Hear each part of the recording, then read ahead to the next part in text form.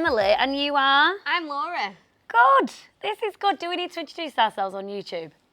Jake says no. It depends if someone's just randomly landed on the video, though. And they just want to get to know our names. They've not been on the channel, they don't know who we are, they've never been on LinkedIn before in their life. Right, okay. Yeah, so they don't know that we're already famous, and therefore you must have an introduction. Well, we run a business called Fresh Perspective Resourcing, and you should pause this right now, go and have a look at who we are, and then come back, and then you'll realise how famous we actually are. Why you need to bring all of your recruitment needs to our door. Yes, because we are wise as well, and we've got some tips today on employer branding. What is employer branding, Laura Leyland? What an amazing question, and I will tell you. One she knows the answer to, that's how confident she is. Basically, so I'm just pulling my own hair out. I'm very hot. Employer branding is how you market your business and opportunity to potential candidates to come and work for you.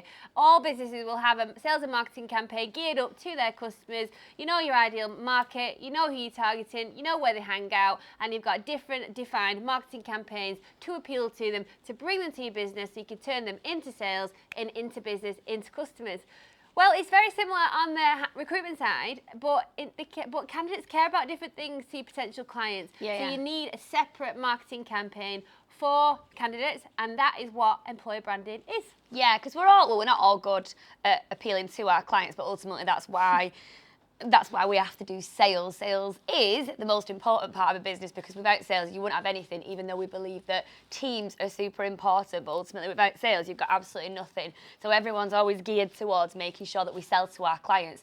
But then when we come to recruitment, we're like, oh, it's really hard, we've no one, we can't find anyone, no one wants to work for us, and that's because we look dead boring from the outside, because we've never ever appealed to candidates. Or you look non-existent to candidates, yeah, because you don't have any social profiles, you've not got a careers page, your website is a page about, I don't know, flanges. What is that? They go on pipes, I think. I've got deja vu. Have you said this before? Don't know. You might have heard it on Friends.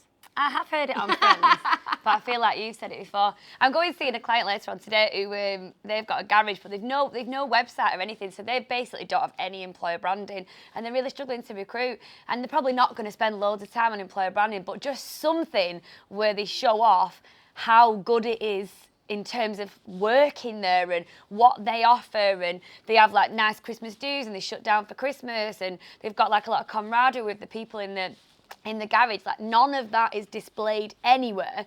So when they come to recruit, they find it really, really hard. And like, I wonder why it's hard to recruit. And it's like, because no one knows who you are. It's like saying you're finding it hard dating and you're not getting any attention, but you haven't got a Tinder profile. Like, what? It doesn't make any sense. Not going anywhere, making any conversations. Oh, no, you're off grid. It's festival season at the moment. I've been to one myself.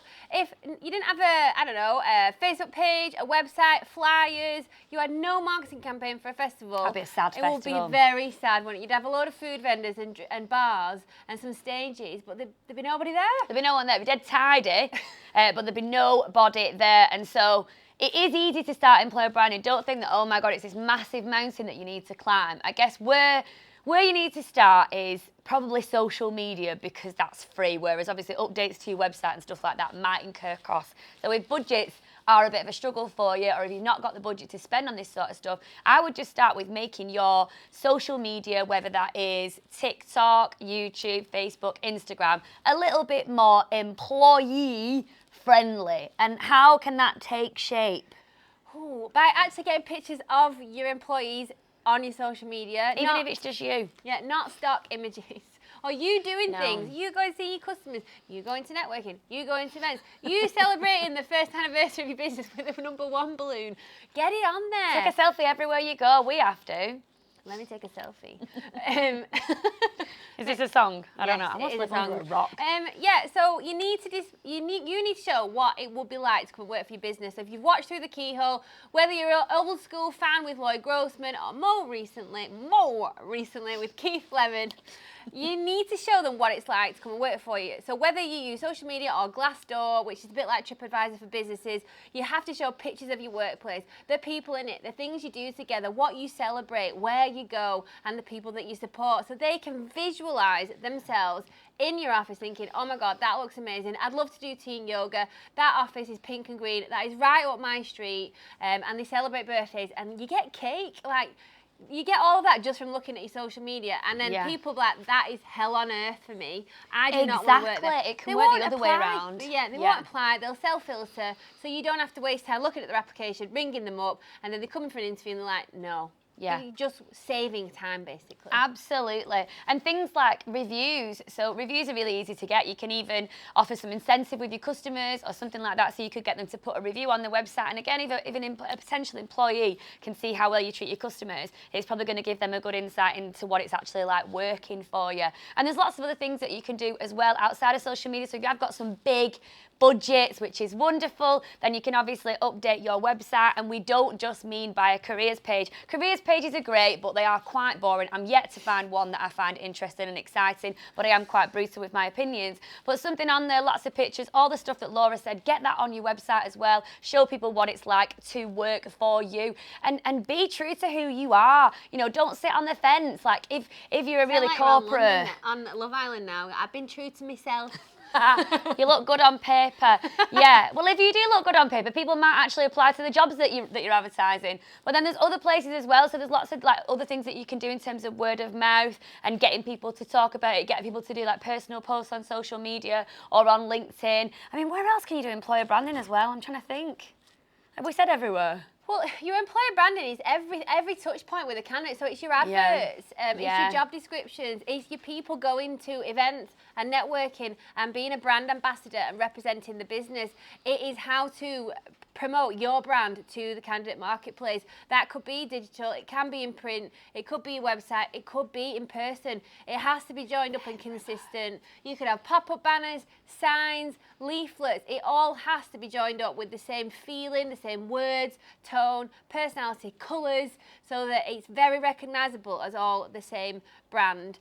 Some of the best websites we've seen that are more geared up to employer branding have a really, really good About Us page. So it has information about the business, but it talks in the tone of voice of the business. But it also has pictures of all the lovely people that work there, not just the senior board, and a little bit of a blurb about them, but not like, well, we've got 10 years of recruitment experience, blah, blah, blah. No one cares about that. But what do they like doing at the weekend? What's their favourite drink at the bar? What's a random fact about them? To make them more human and celebrate their individuality, but also how unique and diverse your team actually is. Yeah, because people want to know what's in it for them. And so ultimately, if you're showcasing what could be in it for them, then they're going to come to you. And ultimately, if you are trying to recruit in tough sectors, employer branding isn't always going to work in terms of getting you a steady flow of candidates in all the time. Absolutely not. But it does mean that when you do come to recruit, that your people are already on your radar. They might contact you. You might just get the odd CV that lands saying, like, I've heard of you, I would like to work for you, so hit me up if you're recruiting.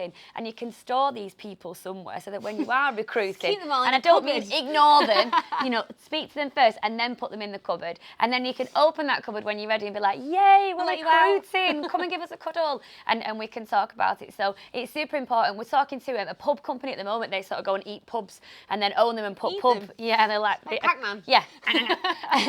But they really struggle to find people to run the pubs, but they don't do anything in terms of employer branding. So they need to have a really strong employer branding so they get a steady stream of people that might be potentials, so that when they're ready to go and they click the button, they've actually got a line of people who they could go and reach out to. So it is super important, and it needs to be something that is just part of what you do every single day. But start small.